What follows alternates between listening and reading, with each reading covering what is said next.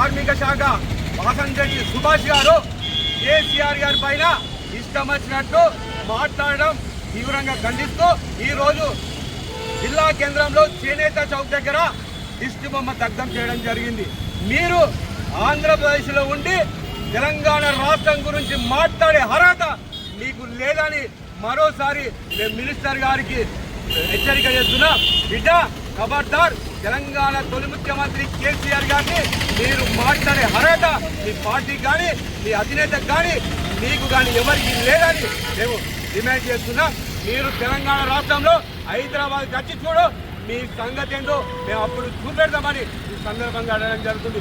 మీరు TRS party గురించి మాట్లాడే అర్హత మీ టీడీపీ పార్టీకి టీడీపీ నాయకులకు లేదని మేము ఈ సందర్భంగా తెలవడం జరుగుతుంది. తెలంగాణ ప్రజలు టీడీపీ పార్టీని అంటేనే తెలంగాణ ద్రోహుల పార్టీ.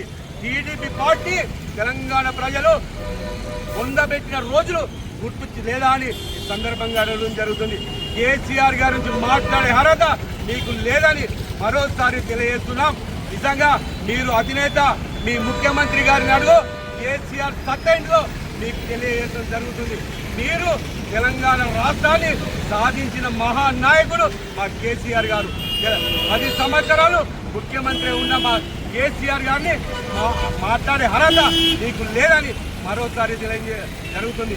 మీరు ఏదో తెలంగాణ రాష్ట్రంలో హీరో అవుతామనుకుంటారు. కేసీఆర్ గారిని విడితే మీరు ఏదో హీరో అవుతారు కాదు బిడ్డ. మీరు కేసీఆర్ గారిని మరొకసారి మీరు అంటే ఖచ్చితంగా బుద్ధి చెప్తాం.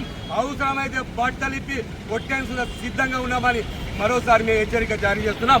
తెలంగాణ రాష్ట్ర సాధకుడిగా మేము కేసీఆర్ అభిమానులుగా మేము తీవ్రంగా ఖండిస్తున్నాం.